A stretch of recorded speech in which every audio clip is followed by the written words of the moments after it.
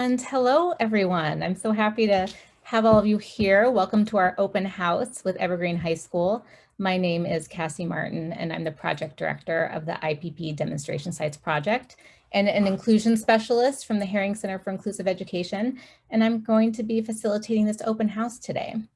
So today's open house will allow for attendees to learn about Evergreen's journey to create an inclusive school, including how they got started, the structures and systems they have in place, like master schedules, co-planning, co-teaching, plans to support all students and their inclusive philosophy.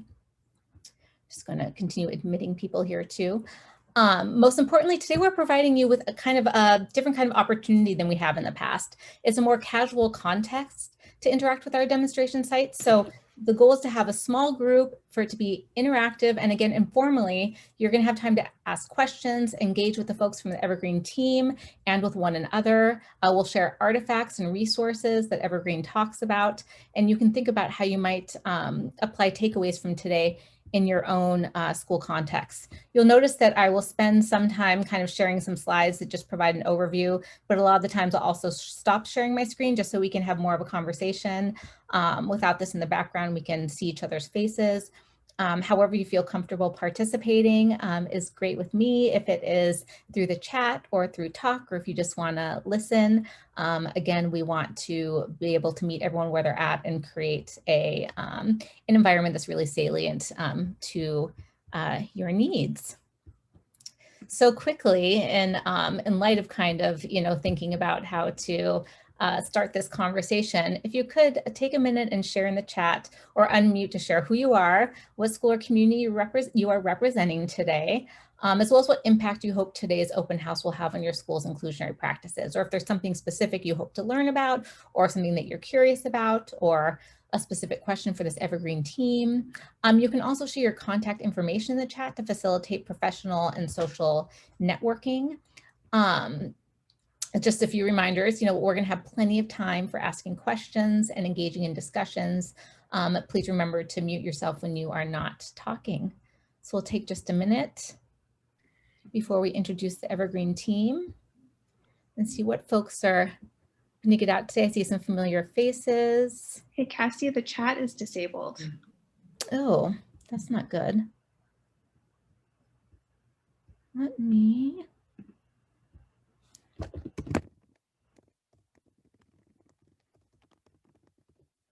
Can all of you see what I'm putting in there? It's just disabled for you. Just can't type in there?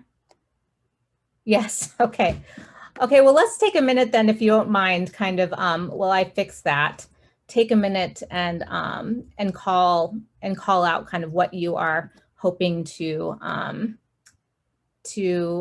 about today or hear about today.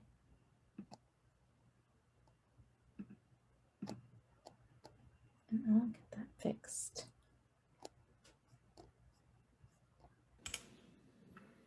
Hey, Cassie, this is Casey Knudsen, Director of Teaching and Learning in the Lake Chelan School District. And big picture, I'll take anything. We're trying to figure out how to make sense of the inclusionary practices work here in our district, and have an interest in the inclusive scheduling at the secondary level. So looking at that for sure. Great. Thank you so much. Anyone else? So Paula Fitzpatrick at Lake Chelan High School. We just started a delve into co-teaching, and so looking at that piece of inclusionary practices. Great, thank you. Anyone else? And I'll jump in then as the other half of Paula's co-teaching experience that we've had. So my name's Amber Finch, and I'm the EL teacher coordinator at Chelan High School. And I've been fortunate to be in co-teaching algebra with Paula this year. So yeah, we just want to know how to move forward. Welcome, Amber. Thanks for joining us. That's definitely something the Evergreen team can talk about today. That's great. Well, I'll keep repping the Chelan crew. My name is Brady Dundas. I teach English at the high school here in Chelan, and I get to co-teach with Travis Domser about 2 blocks down below me here. And it's been a new thing for us this year, and we're kind of just looking at new components and how to grow for next year. So that's why we're here. Okay, thank you so much, Brady. We're so happy that you're here. I think I may have fixed the chat so people can also take a look and kind of let me know if it appears to be fixed. I appreciate your patience with me. Well, you know, what I'm going to do now then quickly is to hand it over to the team at Evergreen to introduce themselves. And everyone will get to hear from Mandy, Todd, and I think Andrea, one of the associate principals at Evergreen High School, may be joining us, and Becky and her cat in the picture there today, to introduce yourselves and tell us a little bit about your role at Evergreen High School. Mandy, did you want to go first since you're pictured first?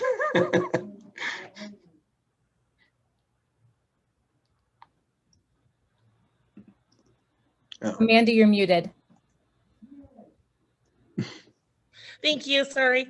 I'm Mandy Olala. I co-teach with Becky right currently. I have completed a block of freshmen where I worked with 4 teachers at once. I've done traditional co-taught like I've done with Becky. I do special ed. But I always take it as if a kid needs help, a kid needs help. They don't have to have an IEP to get support from me. So I'm happy to work with individuals that are like-minded, like myself, that they're all ours. We got to get them to the next level. And I've been very fortunate in our building to have teachers like that. I'm Todd Karnofsky. I'm a special education program coordinator with Evergreen Public Schools. I support the middle schools and the high schools and the transition program. And in my past, I have been a freshman English co-teacher at Evergreen High School, and also co-taught social skills with our speech and language pathologists.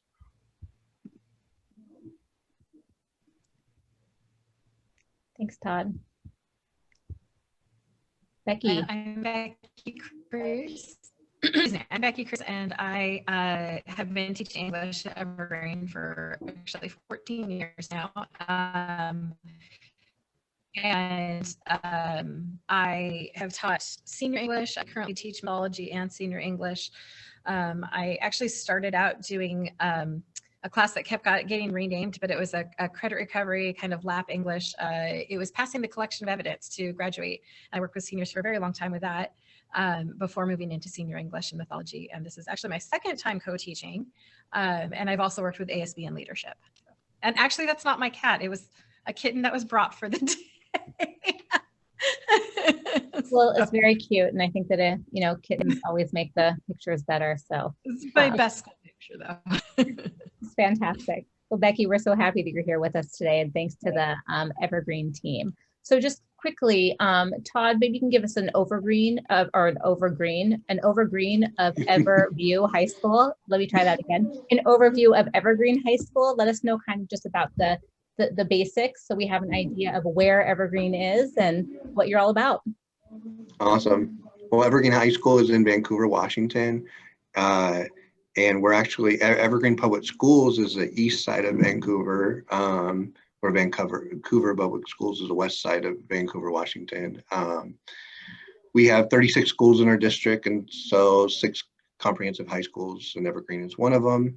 And this high school is composed of around 1,600 students, 12% was IEPs, 200 staff members, and the free and reduced, as you see there, is 58%, and graduation rate on time is 87%, which is really great.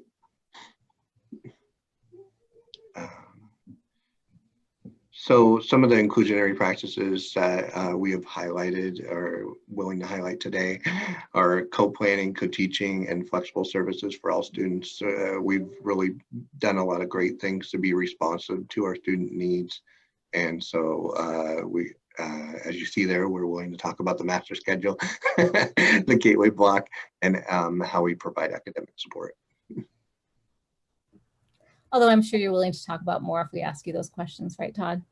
We do. We got a lot of stuff. So, I mean, this is our, gosh, what is it, 11th year. And into the special ed strategic plan of building inclusive practices. So we've come a long way in our journey. And so as you can see there, really the initial changes that they're talking about that happened at Evergreen High School are 10 years ago. And then about 8 years ago, there was a move into the Academic Resource Center, which was really cool. It's based off of like a college tutoring center model where students, whether they had IEPs or not, could go to these centers and get the support they need. This was before we went one-to-one with devices. So now that we have one-to-one devices for all students and staff, a lot of these things that we did were easier to access, where before that you had to go to a location and, you know, to get some of these things such as peer tutoring or paraeducator training. A lot of the data that would collected digitally from all the general education classes were put in that center. And then we use something called personalized learning profiles to build profiles of students that told a little bit more about the student than an IEP at a glance, and that helped teachers understand kind of who the student was and how to best approach them and work with them, not just accommodations and services that they needed. And then now the school's done a school-wide initiative of that digital access, and then some of the class offerings have shifted since then as well, such as the block classes that we've had and the ranges of co-teaching practices that we have across the school have varied over the years, depending on what the students need and what our staff traits are. So Todd, I mean, yeah, I remember you kind of, one of the first presentations that I found of yours around the shift and change was back in 2009, was when Evergreen High School really started thinking about providing more inclusive education, even in terms of the Academic Resource Center. Initially, that was kind of staffed almost as a special ed support, and then it shifted into a support for all students, right? The Academic Resource Center. So there's been these shifts and changes that have occurred over a number of years. And sometimes it's trying something and then shifting and changing it based on the feedback that you were receiving from your school community and from what the data was telling you about what students needed. Is that right? Yep, exactly. And also one of the things I think is really interesting about Evergreen, and we'll get more into this as we talk more about their journey, is kind of the concept that Evergreen had. And I'd love if one of you could talk about kind of this philosophy of gradual release, where the partnering that you do with the middle school in order to make that transition easier, the freshman cafe that you had initiated in order to really support students when they first transition, and then the gateway block also providing kind of that block schedule with students in order to really support them. So can we talk a little about that transition to get us started as part of your journey? Do you want me to talk about that, Todd? Yeah, that'd be great. Thanks, Mandy. Okay, so I've got to put a disclaimer. I came from the elementary world. So when I did a full inclusion program in elementary, and the principal that was from Evergreen came to work at my elementary school and told me I needed to come to high school. So I did. I came to the high school and did this, but I realized coming here, I had sophomores. They gave me sophomores, and I remembered everything in their schedule was like, they went from really tight-knit, really safe space to like nothing. So I realized that was a problem. Kids get used to a certain strategy or a strategic plan, and then they rip the Band-Aid. They're independent now. They're not independent. So we decided to start the Gateway Block in, been 4 years ago. And this was basically just these current seniors now were freshmen coming in. And it was when the state decided to make the graduation requirement as 24 credits. So we knew we were going to have a really hard time, especially with credit recovery, because there was frankly no room. They had to have a lot of core subjects. They increased science, they increased a bunch of other cores. And so there was just no room in a student schedule, even if they had a really rough, like I always told my students, you don't want to, as an 18-year-old, face the consequences of a 14-year-old. where they would have a rough year or rough 2 years, and then they were grown up and matured, and they were facing classes that they were failing in 9th and 10th grade. So I was tasked with to work with an English teacher and a science teacher, because that's where our numbers were showing to have low, like high failing rates, especially in our science department. So we worked together in a block of 2 sets, of freshmen, where they would rotate. So we would have a first or second period, and then a 5th and 6th period. And then we had the same prep. So we could, and that was our job, was those kids. We didn't have any other preps. We didn't have any other classes to teach. It was, those kids were ours. Cassie, I'm only seeing you. Is that, I don't know if anyone can see the It might be depending on your view. Okay, never mind. I just want to make sure. Okay. We're all still here, Mandy. I'm literally just talking to Cassie, like, did everyone leave? And You offended everyone and they've left the building. yeah, like I heard her talking. And so it went well. The first year, we really decided that we need to start with executive functioning. We did not teach a single assignment to the first 3 weeks of school. We did a lot of, these kids were rough. They were basically, they went into the middle schools and said, give me your D's and F's and these subjects, and they made classes out of them. So all of them had been in trouble together. They were, or they had fought each other. And so it was a really interesting year. And now to see them as seniors, it's hilarious, because they are really all good friends now. But we did a lot of executive functioning, a lot of collaborating with other teachers. We realized this is not just English science problem. This is just like, we need to kind of gather the wagons, and the entire schedule needs to be. So we met with math teachers. We met with, every term we looked at their grades. We made plans with them, set goals with them. I think a lot of that early artifacts are, Cassie has. The interviews were really powerful, especially we decided that they would not get a phone call home. A lot of these kids, a parent had never received a positive phone call.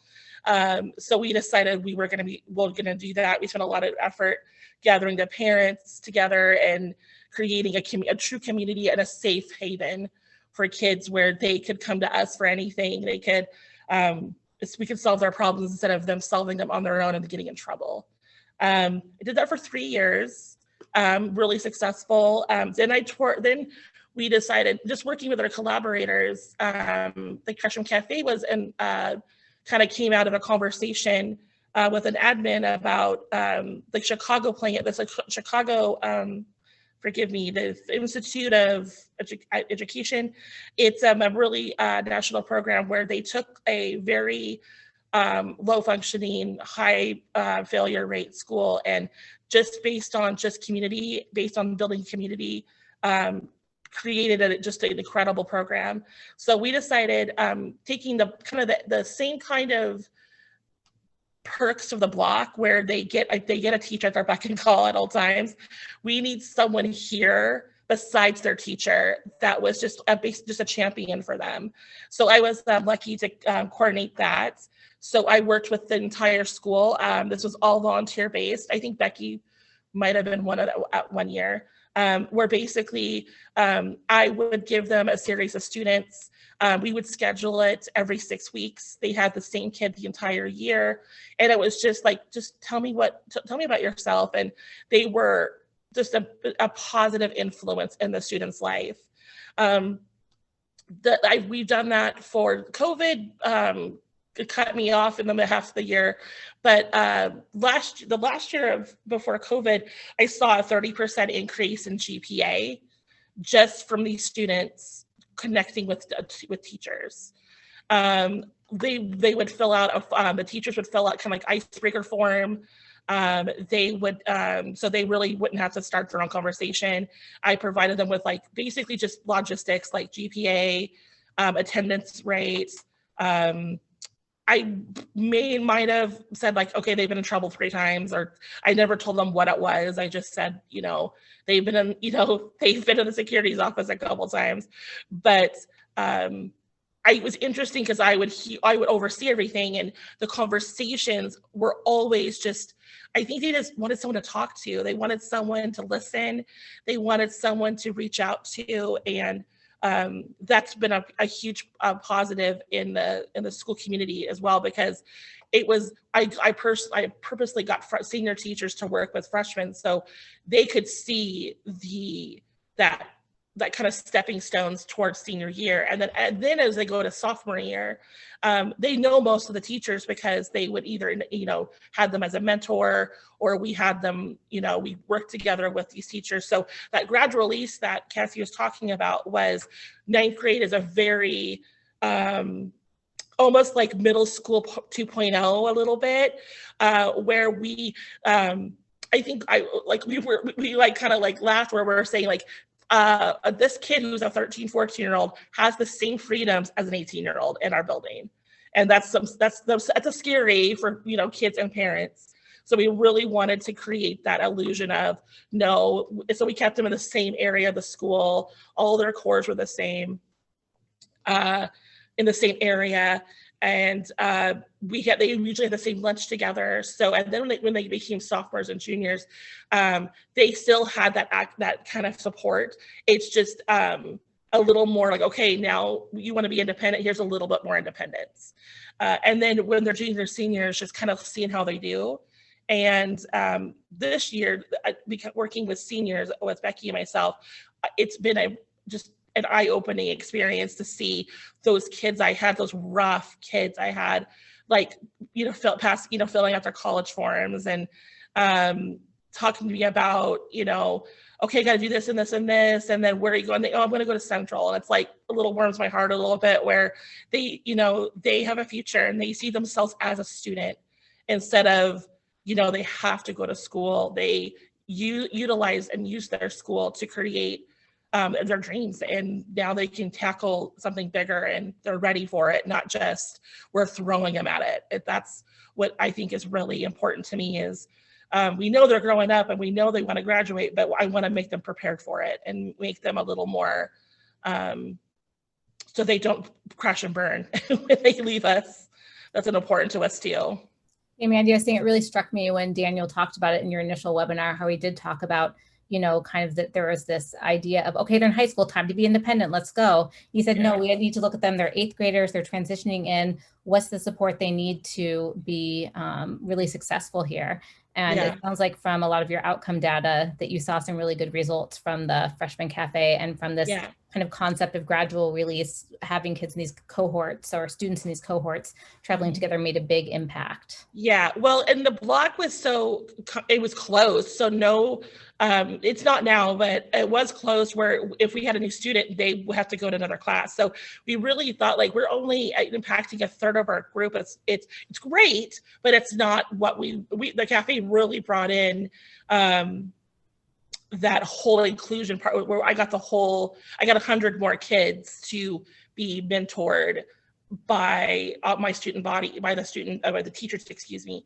And I think they felt more part of the school than just they're trying to figure it out as they go. Yeah, and so we're going to get kind of more deep into the structures you have in place for your co-teaching and your co-planning and class offerings and everything else. But if for the Evergreen High School team, and I'd like to open it up to other folks too, if you were to say kind of what were your kind of highest leverage moves, your biggest impact moves early on, what would you say those were to kind of really shifting your school's culture?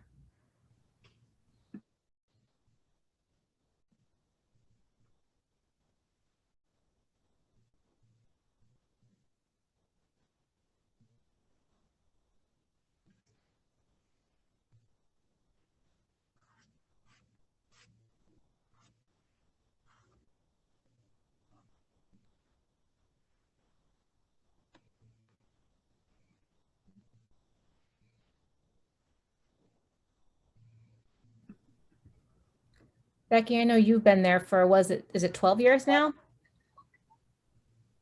Oh, you're asking us? Sorry, Oh, I'm Cassie, asking, you're not. yeah, I'm asking you. I can't speak for the rest of everybody. That's me. That's me. Like, I'm not saying anything. Oh, okay. It's actually, I've been here 14 Becky, you years talk. now. 14 years. Yeah, Becky, so Um, what have you seen? What have you seen kind of in the shift in culture since all of this work started? Well, I think there are two things that happened. So my first year was 2007, I think was the graduating class I was working with. And I saw two things that were happening simultaneously that I think set up a perfect environment for the block and how things worked. And that was, our school had originally been split into academies, and they were dysfunctional. They were split up by subject areas. So we had the Acme Academy, the Arts and Academics, the Health and Human Services, and the Freshman Academy. And the only academy that worked was the Freshman Academy.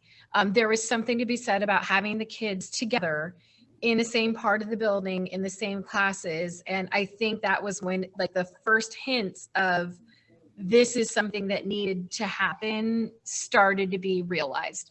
The other academies were disasters and they were dismantled, and that should have happened. It absolutely should have happened. I mean, they turned into grade level, and that's fine. But the Freshman Academy was always very successful. And I think that's why it kind of got that first thought going. And then the other thing was a focus in our school on including our students in special education in classes across the school. Like I, as I mentioned, I taught leadership for 7 years, and we had special ed students in our leadership class, not because and they were there to gain interpersonal skills, and the kids worked with them, and, like, you know, depending on the skill level of the student, they would take them out and do, you know, put up bulletin boards around the school or do die cuts or whatever it might be. And for my very first time of being at this school, I had always noticed a focus on including those kids, whether it was just academically or socially. And I think those two things together did hugely impact the environment at the school. And I think those coming in and seeing this, were able to say, saw those, like, those little hints, and were able to make it into something that it needed to be. So. And Todd, like, thank you, Becky. And Todd, you know, I remember, you know, kind of looking back, it really was in 2009 where the school shifted to really start focusing on core content, right? Having all students have access to core content, and really kind of also with the school's journey, really unpacking those essential standards, really including all students in that conversation. Can you talk about that a little bit? Yeah, the superintendent had a district-wide message set, or a goal, that we were going to have 100% on-time graduation. So part of that that came with that was a special ed strategic plan that really worked on trying to get students in their least restrictive environment and give instruction within the general education setting. So some of those leverage moves that were made included, one, getting rid of a good chunk of the special education classes. So if the students didn't have, you know, math development in a special education classroom, the only other place they could go was a gen ed class for math instruction. And so by making sure that the students could get scheduled within those general education classes was huge, because then once they were scheduled, then we were able to put a lot of resources into those general education classrooms, whether it was para educators or special education teachers for co-teaching. And that really helped us kind of see where we needed it to be. And of course, at first it was just English and math that the majority of the co-teaching was happening, but over the years that has really changed based on student needs and responses. And then and even expanding into like CTE and so forth was really helpful depending on student needs. Another big leverage move was creating that academic resource center, because there was once we had all those resources going to gen ed, you could have a teacher like Becky having to be asked, what is she doing for the week, by 5 paraeducators and 3 special education teachers, and they're all asking the same question. And so instead of kind of hounding the general education teachers. It was a partnership that happened there. And then also within a classroom, sometimes you could see 3 paraeducators scheduled within one classroom. So which makes it also difficult for like a general education teacher to kind of manage as well, because now you got 3 different paraeducators from different programs coming in to support students within the setting. And so trying to centralize all those resources to one center was really helpful, because then staff could be distributed out in a meaningful and intentional way. And then only one person would ask Becky, what is she doing this week? And bring it back to the center. And then that information would go out to everybody. And so there was really a great partnership with Ed at that time to help that process evolve. And one of the cool things too, I appreciate Becky bringing up the leadership class, because that's just a great example of when we say students go to that classroom, we're talking all students with IEPs, not, students who are not in life skills, it's everybody. So it was really cool to kind of see that welcoming from the teachers and that partnership with special education and general education, whether it was co-teaching or through the center or even the block classes. Great. Any questions from folks that are here about what's been said so far, or things that you're thinking about, or stuff that might be need some clarification and more precisely how it worked?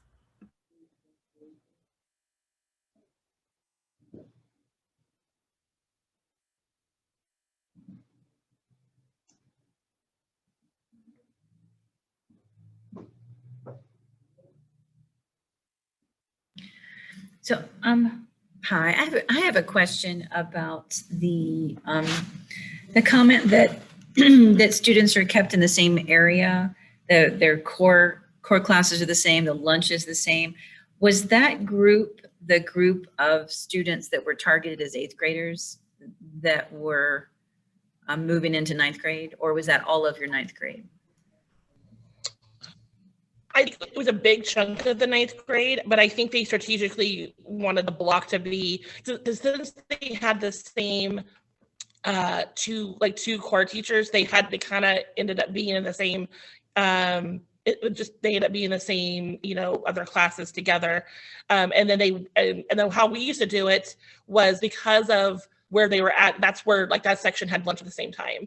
So majority of that section was freshmen. Very interesting hallway at the first 3 months of school. But yeah, they were mostly freshmen in that section. Like where Becky said, there was a freshman academy where all the teachers taught 9th grade together. And so we all kind of worked together. And how is the gateway, how is that staffed, Mandy? So how is it staffed? And then kind of what was 2 gen ed teachers and a SPED teacher. And so it was a 2-for-1. 3 for 2, where they received 3 credits, but got 2 classes. So I became the elective credit. So the gateway to college class was like the ghost class, and then they had English and physics. So they would have a science credit, English credit, and an extra elective credit. So kids that did not fail class will graduate with 25 credits. But if you sophomore year just didn't work out, you had some room in that elective area to make up for the core you missed. And so, yeah, as 8th graders, if they had, it was based off their behavior, attendance, and grade data.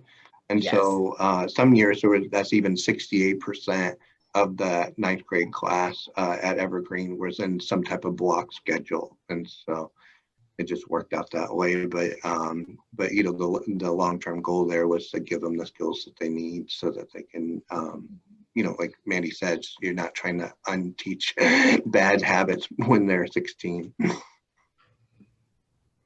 Yeah. So go ahead, Cassie. I say in the gateway block, it's students with and without IEPs, correct?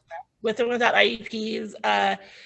So I would, in part of the planning process was, the first month I would kind of jump in between just to observe, just to see what's the kind of, each class had its own little personality. And so what's kind of the hole that's missing in each group. And then we met every day or week to kind of the first beginning, let's find these little personalities and where can we maneuver that. And then I based the executive functioning lessons on what we were seeing in the classroom.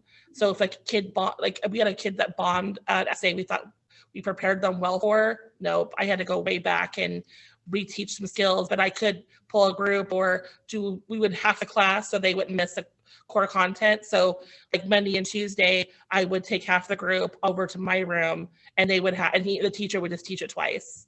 So I've taught like how to look up grades, how to do your GPA, how to write a professional email to your teacher and not correct my work. So we were creating students and not just like just little bodies that were give me. We wanted to create well-rounded students that when they left us, they were able to do things on their own. And then maybe to go back to Paula's question too, is that if the ninth grade teacher or teachers that taught most of the ninth grade classes had their classes in a wing of the school, then that's where the students went to go to most of their classes. And then like Mandy said, if you're in a block, obviously you have the same math or English and science teacher like she was talking about, but then because you're in that block together, for 2 periods, and the rest of the day kind of falls in place, right? Like there's only so many math options or so many history options later in the day, and then they all have electives at certain times too. So not that they were all in the same 6 periods, but oftentimes they wound up being in at least 4 of the classes together. The electives especially because they took up all of the, like if you were an AM block, you had to take up the PM electives. So it was kind of nice that they had friends and they were able to continue their relationships outside the block. Have you ever done any interviews or like social validity data around how students felt about the block? I think we did at one webinar. I interviewed 3 of my kids previous, and I think we have videos of those kids. One was a 2. I think 2 out of 3 were on an IEP, and one of the girls is the current Honor Society vice president. So even though she's on an IEP, she was wanted to take harder classes. So we helped her with that, and it was a lot of her confidence and her work ethic, and she did it, and she's was also part of our prom court. So I mean, she's like a very active member of our school community, and it was just because she just wanted more, and we were able to give her that. Other questions for the team before we kind of move on to talk about some co-planning? I've got a question just around like initial stages of your journey. What's one thing you wish you knew before you started that you didn't know? That makes sense. On the block part, or just in general, trying to shift the culture of the building and have all of the staff embrace kind of an all means all mentality. What's one thing you wish you hadn't done differently, or maybe wish you had known early on? That's a great question, and I would open up to Becky too, but because Becky and I were just talking about this about a couple of weeks ago, I made assumptions that I should not have made. Like there's always that pocket of teachers that are like, oh, they don't work with IEP kids. They don't do well with, or they fail them all the time. And I made that mistake of believing it, and that is not true. I've worked with almost every teacher in this building, and I never came across a teacher that said, no, I will not, or willing to work with me. And like today I emailed, we have a week left, and I still emailed like, does he have a chance? And they're like, yep, here's his list, Mandy, there you go. And so he's coming in tomorrow. So it's like, I think I made an assumption, like, or although they don't do well with teaching, they're really isolated. I made that assumption that I should have I should have talked to him, or I should have given them the benefit of the doubt. I think that we do, the mistake we make is putting them in a box and keeping them there. would have gotten a lot more bang for my buck if I had done that. Oh, go ahead, I Becky. would say from the perspective of a gen teacher, I was very fortunate early on in the staff in the building and like how they explain things to me. But I've seen a lot of gen ed teachers that are on the side of assuming that anyone working with students in special ed is expecting you to lessen your work expectations or give them a free grade, and that's not at all what's happening. And to be open to realizing that there are different ways of showing standard or showing a skill, and that's what we're looking for, and not just to give an easy assignment or to excuse a kid from doing something. And I've seen a lot of gen ed teachers that assume that's what's being asked when I've never been asked to like excuse a kid from work necessarily, or to, oh, just dumb it down for them or something. Never has that come up. It's always been, what does the student need to do? And how can I support the student in getting there? And that's what we need to understand that we're being asked. I'm going to add that just paying attention to those teachers that might have a high F rate, or maybe not so many students with IEPs attend their classes on a year-to-year basis, and try to give them some level of professional development or training around accommodations, modifications, or universal design for learning. Because, you know, when students were then not held back with any barriers or roadblocks on where they were scheduled, then, you know, there's a lot of learning from that after the fact. That whereas, you know, we had to build the capacity after some students might have failed instead of beforehand. And Todd, from kind of looking back at your earlier journey, you offered a lot of professional development. There were a lot of conversations, but also there was some kind of accountability measures. This is where the school was going, and there really wasn't an out, right? So, you know, there was this kind of commitment to written up in the strategic plan that this is where, you know, kind of the direction the school was going, because students weren't passing, students weren't doing well, and kind of the, you know, the educators taking some responsibility for that. And like Mandy, I see the same thing, like kind of you're talking about, with the flip side, where it's the special educators who don't want to change their behavior because they've been doing things the same way every time, so want to shift and change. And, you know, I call it like that kind of that fear factor, right? That people are scared, you know, to change your behavior. Yeah, like I don't leave my classroom. I like my class of 10. And I get to control everything and all the academics. And I see that too, but at the same time, I've told my colleagues that, like, I've gotten way more at the kids doing it this way than the other way. Yeah, and also, I mean, I think about the collateral benefit of that real-time professional development. So, you know, that real-time professional development, when you're in those teaching partnerships of, number one, like a general education teacher, seeing all those different scaffolds and supports in action, and a special education teacher getting really deep into the core content.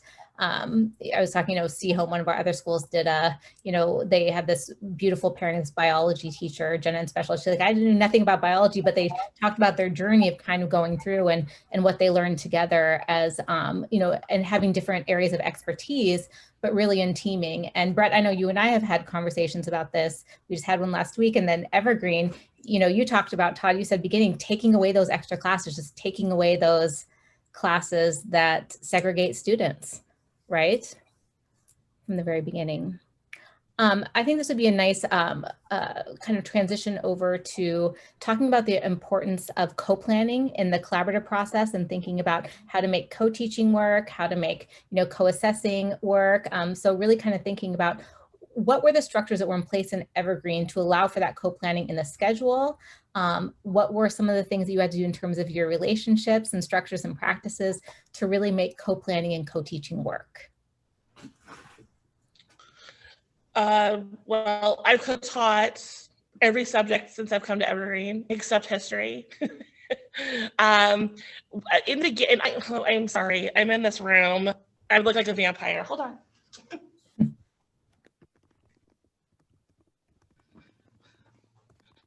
they don't like me. The auto lights don't like me.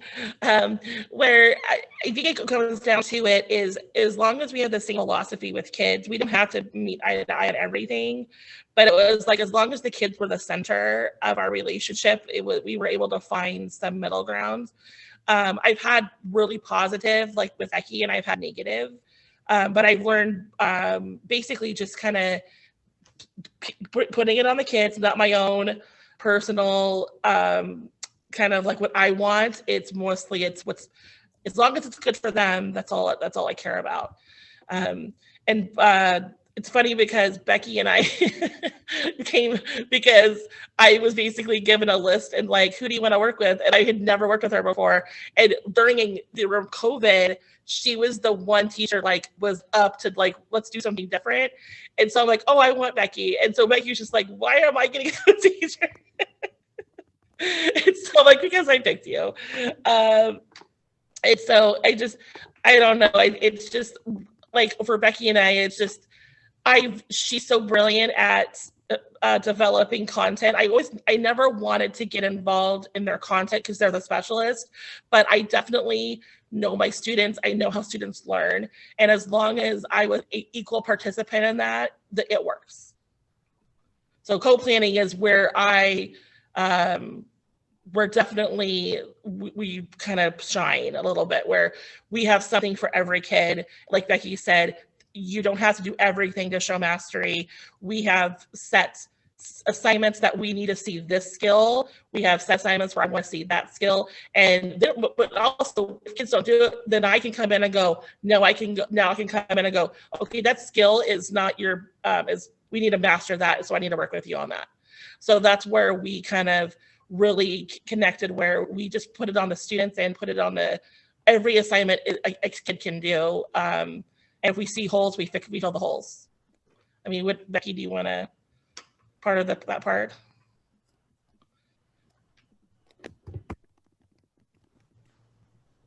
I second what you said. I'm trying to think if I have anything to add to that piece. I think that was the easiest part, was just knowing that we're both good at different things and that we could utilize those strengths, and that's I think enhanced the class. So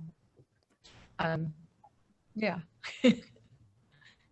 Some of the structures that we have to help support teachers is, first of all, just trying to make sure that they have the same planning period, because that's such a huge thing. Yes. And when it doesn't happen, and even when it does, our current contract for our teachers allows for 20 hours of release time during the year in order to make it happen. So, and teachers can either have half-day releases in order to plan together, or in some cases where they are co-teaching and they have the same planning period, they can utilize some of our professional development that we have to support the co-planning and co-teaching experiences, whether they want to host a visit from other co-teachers around the district, or if they want to come with us to other buildings and see some work in action. It's always great to, one, give feedback to our other co-teachers, or receive it if you're a host,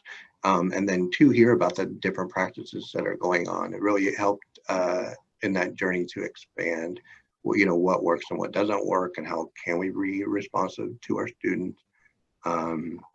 There's just a lot of great things that came from that. And one of our instructional coaches also will support teams who maybe have some more questions or need some more guidance on co-planning, so that we can get there further. A lot of buildings will be responsive to students as how co-teaching assignments will be put together, and then also our staff strengths as well. So where's the need, and then where does our staff best support that need?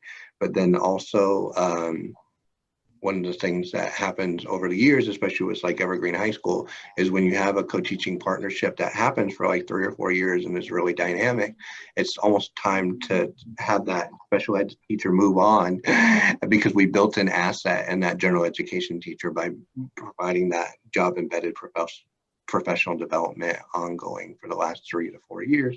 And so you can say, well, now you can, what else do you need from about differentiation or universal design, and then move on. And so a lot of times, now that we our relationships that have been together for quite a while have gone through all that. They've talked about their teaching beliefs. They've talked about what they're doing best for students. They understand where the scope and sequence fits and meets those individual needs. And so you've had those opportunities again and again to kind of dive in and say, what does this look like for our various student needs? And that that doesn't always happen. I mean, 1-year relationships are great too, and we get a lot from that. And sometimes even for a strong teacher like Becky, that could be really confirming, right, on some of the practices that you're doing, because Becky's already been part of, a big partner in the inclusion part for years.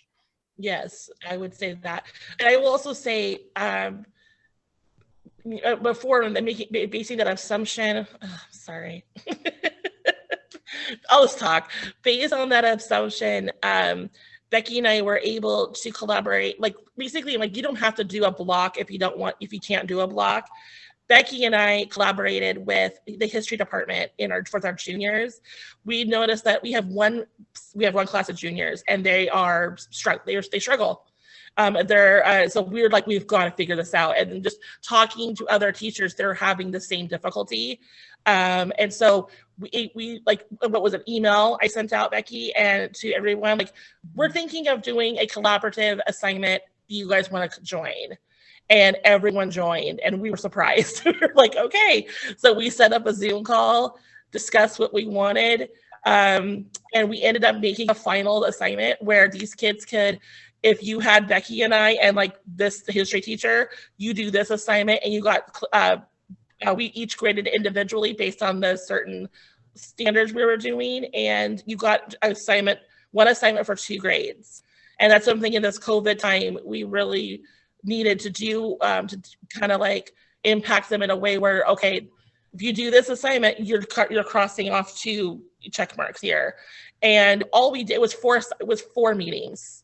And it was awesome. Me as a SPED teacher, where typically I'm the one that is reading the content, I got to write it. And that was a really cool part of something I've never done before, was I got to write it, and then they go, yeah, that's good. And how it came back was, I had a kid who had both teachers, and he was on my caseload, and I was meeting with him, and I said, he goes, I haven't read anything. And I go, that's not true. Remember, we read that article together in history class? And he said, yeah. So he used what he read in history for the English assignment. So I went to the 2 guys, and they didn't realize they had the typical similar assignments. And so it was really cool to see those guys get together, and we want to do it again next year when we're hopefully all back in person and do something bigger. And again, we didn't have to have a block to do that, but that basically was the essence of the block, was collaborating between teams, creating something like a carrot, an incentive for kids, and then using that SPED kind of differentiation to kind of find some in the middle where all kids could benefit. Yeah, Mandy, I was just looking quickly at the kind of block refinement, which were your next steps kind of last spring when things closed down in person. And there was kind of investing in an extra prep period for professional development and collaboration, really including in student data talks, integrating units of study, and that there would be 3 content teachers, a special education teacher, and tier 2 specialist sitting in that block. So it sounds like there were some refinements kind of moving forward. Yes. That was the last kind of part how I was involved. So we were able we had 2 preps. So one prep was kind of my due process time where I could write IEPs, I could connect with my other students. And then the other prep was just meeting with my team, and we taught, kid study.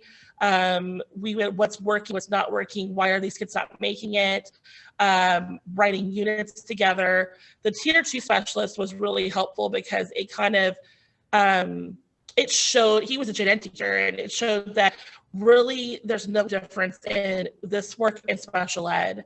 And he would like come to my room and be frustrated, and I always smile and say, welcome to special ed. And so it kind of created a true community of, I see your strengths and I see what you guys do and why it's important. And yeah, so that's how the block is, what was at. I'm not sure what it is now. Because I'm moving on with Becky, but I wanted to reiterate to you guys, you don't have to create that block system if you don't have the resources. It's just basically getting teachers together that want it, and giving freedom to teachers. If there's any admins on here, giving freedom to teachers that they will do that.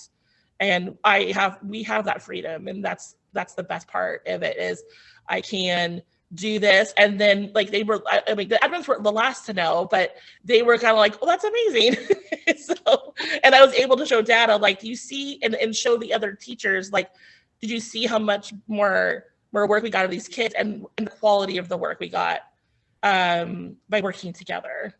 Yeah, and that's been one of the things that's been most kind of rewarding for me, and my partnership with Evergreen High School is just seeing, we always talk about our demo sites and their continuous paths of improvement. You guys are always shifting and changing to think about how you can better meet students' needs. Like I remember last time, again, before when I was talking to your principal, Daniel, there was some talk about, really thinking about dedicated SDI coaches. So there's those co-teaching partnerships. And like Todd said, that they kind of built capacity with these educators. So how can we use our special educators maybe in a different way, throughout the school building? So always shifting and changing based on what the educators are saying that they need, based on what student data is telling you that they need, and really kind of that big major takeaway of investing in the people, building capacity, and utilizing strengths across the school community.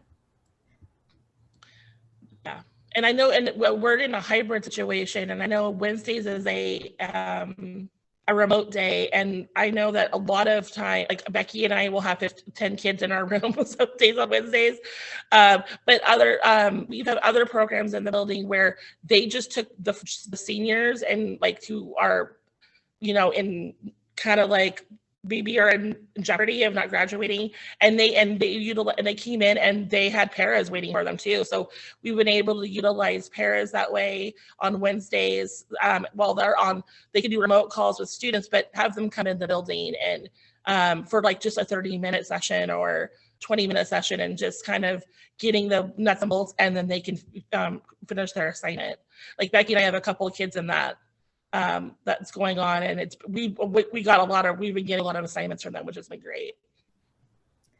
Thanks, Mandy. So, just the kind of, as we're, this is kind of the discussion section of the open house. Are there any questions or ideas or thoughts that you have for Evergreen High School, or things that you would like to know or discuss?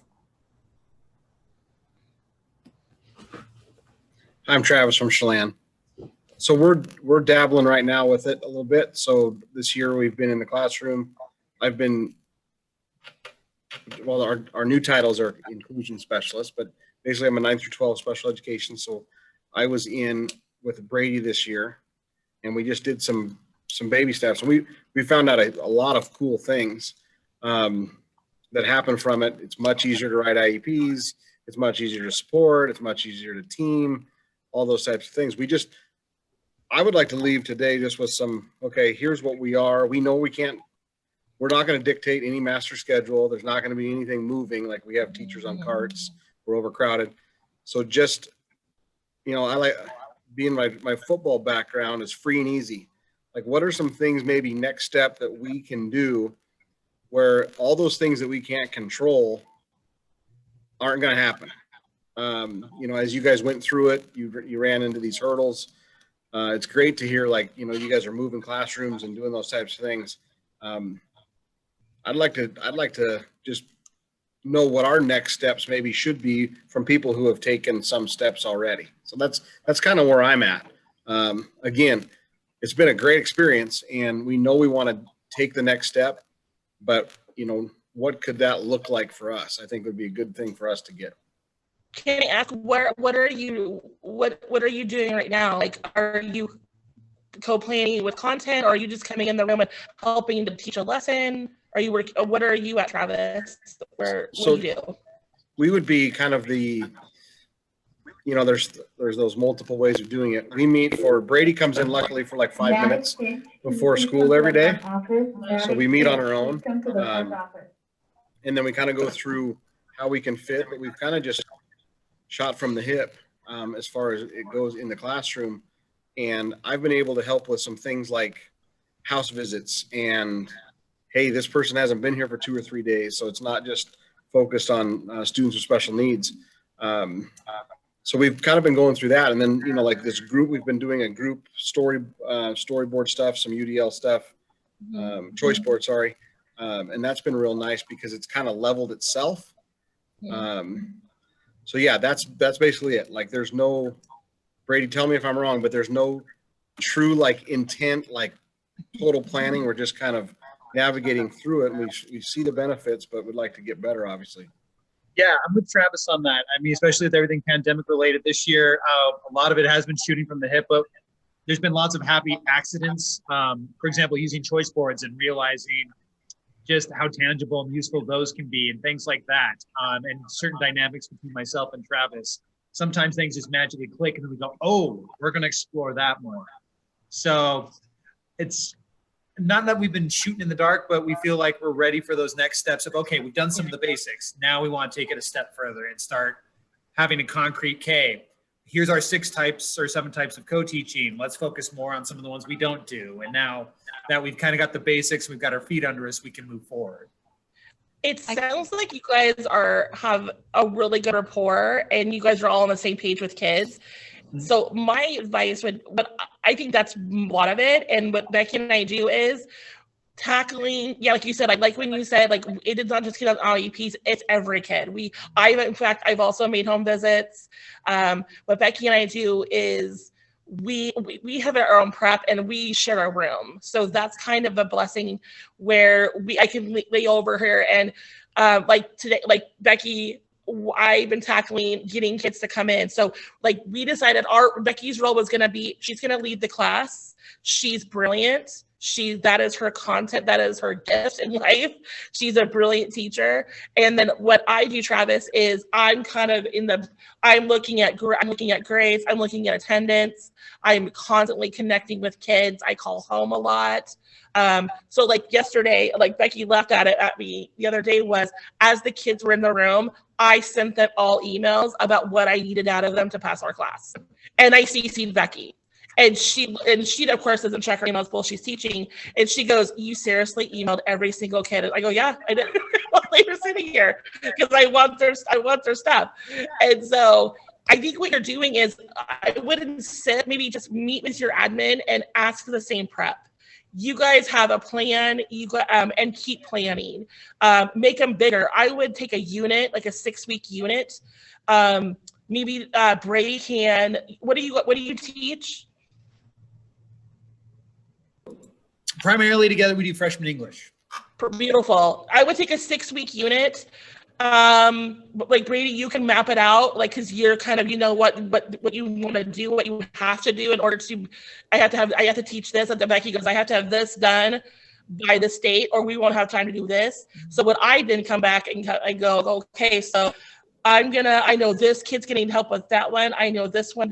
I'm gonna get with them on my own, set them up for this. Or Travis can come in and just teach a mini lesson. I did one with a co-teacher where I looked at Travis, who I co-taught, and I said, I don't think they know how to peer edit.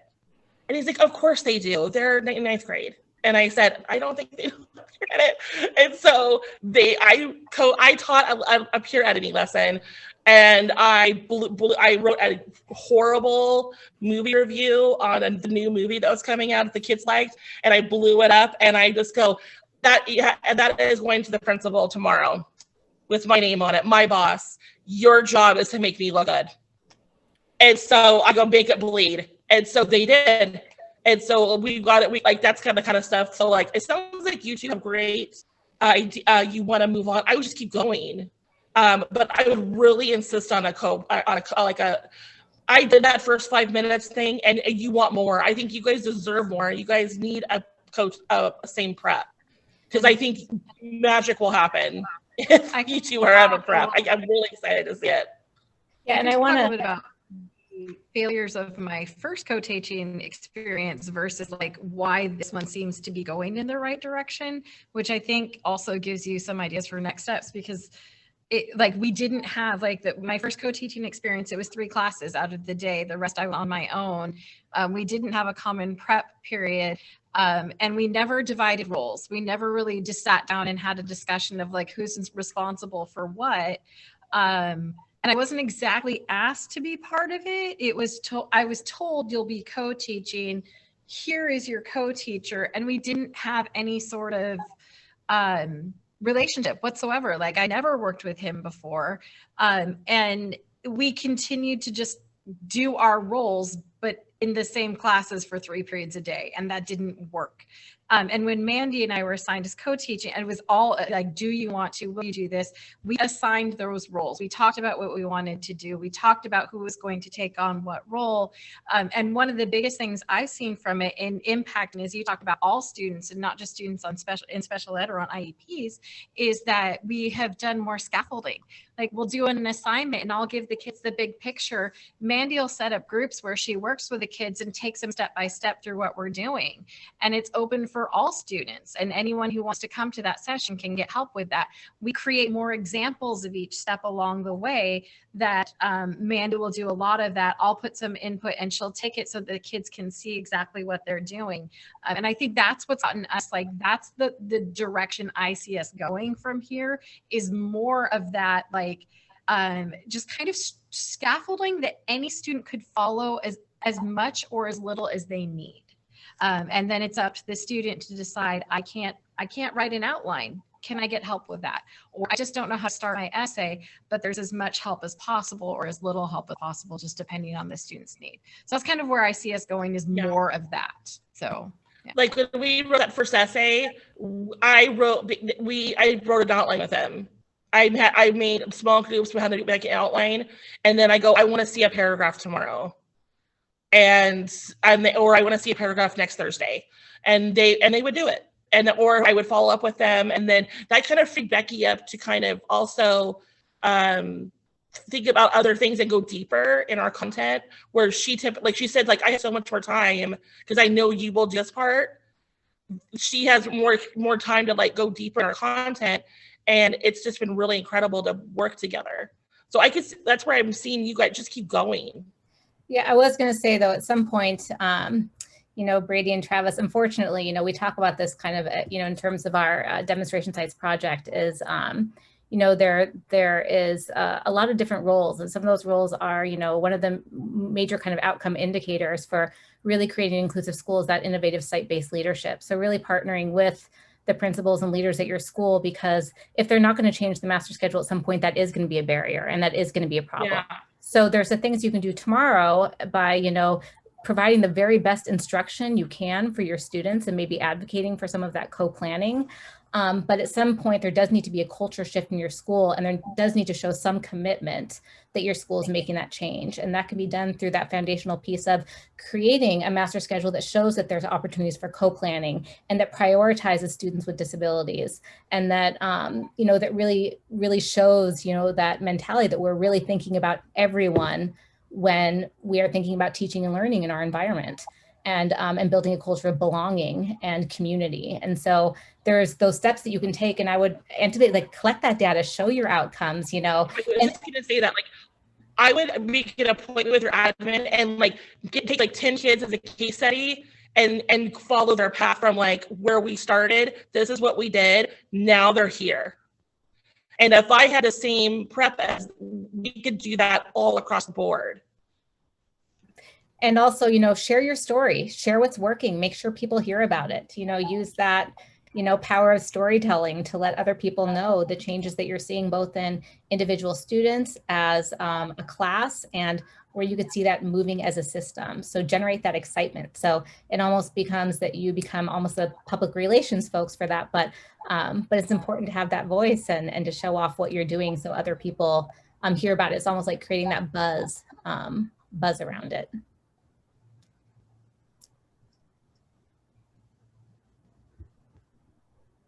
Other questions? Awesome. Thank you for all the feedback. Thank you, Brady. And good luck.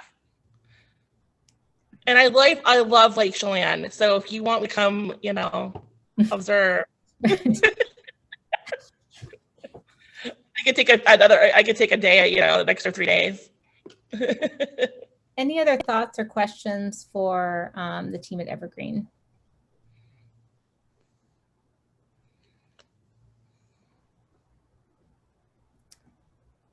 How do you guys do the, how do you do the math?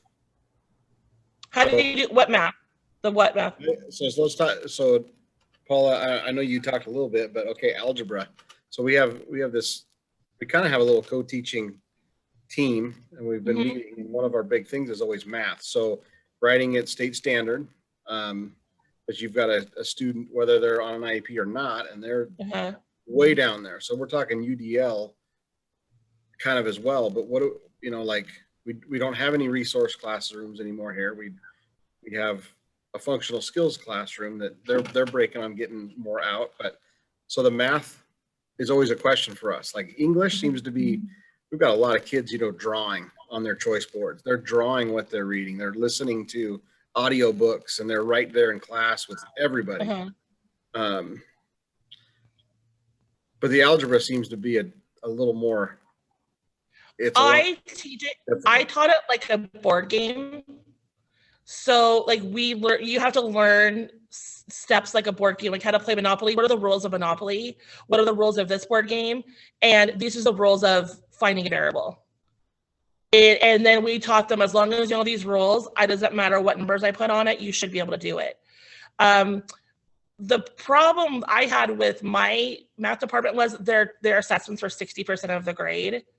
And so I would think I got them, and then the kids would bomb it. And then their grades never went up. And so what I did was I basically just kind of, I asked the math teacher, can I do a couple lessons in your room? So I did one where I took a grade book and I go, okay, all of you, I took their assignments and I said, okay, these are the kids that don't get this, they don't get this, they don't get that. So I put them in groups, and then I said, you get to redo this assignment and you're going to teach it to the kids. And then the kids took notes on the kids who did that. That was their notes for their test, and they all improved. So I just took it as more, again, scaffold it, where if you can play Monopoly, you can pass Algebra 1. And so I just what's the first step we do? Okay, if that's not there, that's the next step you do. And then that's also how I taught them how to do graphing, because they cannot graph. They don't know X and Y. They don't get the slope. That's checkers. So it's like, okay, let's move 2 over 1 is 1, 2 over 1. And so we just played games, like where I had them take a checkerboard, and we just played games that way. I put it that way, where they was hands-on, kinetic, and then they made them put it on a paper.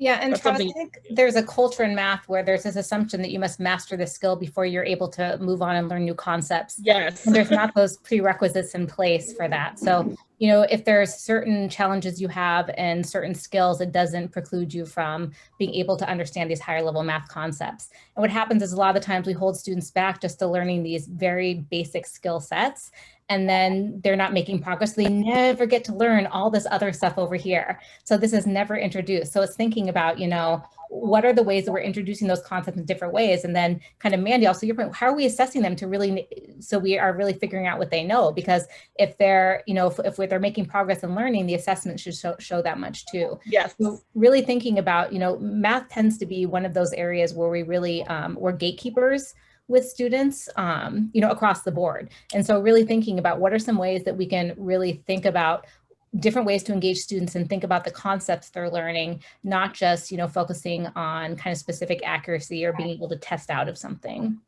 Yeah, so one of the things that we do with that is if you go to fosteringmathpractices.com, or if you've already been there, and look at avenues of thinking, what it does is it breaks down kind of the 8 different power standards for math and directly links them to 3 avenues of thinking. So those concepts that you're talking about, where you can approach math in some different ways. What it does is works you through a routine for reasoning, and there's some different routines that you can create within the math lessons or across all math classes that help students engage with whatever the skill is that you're working on that day. And through this lens of there's different avenues in which they can show their thinking. And so there are teaching and learning department has done a lot of working with our math teachers on this.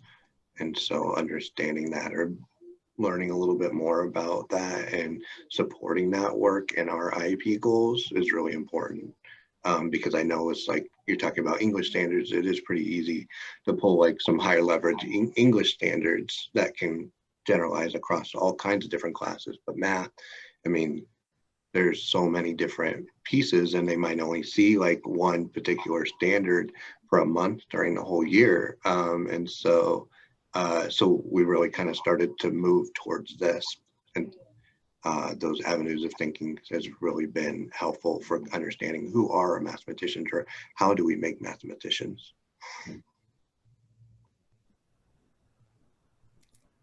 Thank you, Todd. Well, as we're kind of wrapping up today, and Brady, I believe you kind of alluded to this a little bit, but for the Evergreen team, if you were to talk to folks today about what's one thing you could do tomorrow to start as an administrator, as a teacher, what are some things that you could do to kind of start tomorrow to get this journey moving in the right direction, besides, building a huge inclusion coalition, across the entire school? What are some strategies?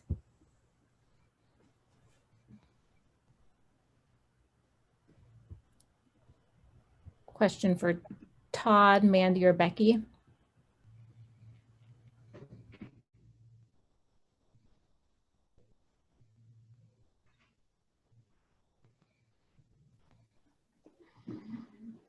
I guess what is the goal that you're trying to reach? So maybe setting a goal and then working from there and seeing, giving yourself that time to look back and reflect on it and celebrate the things that you did well.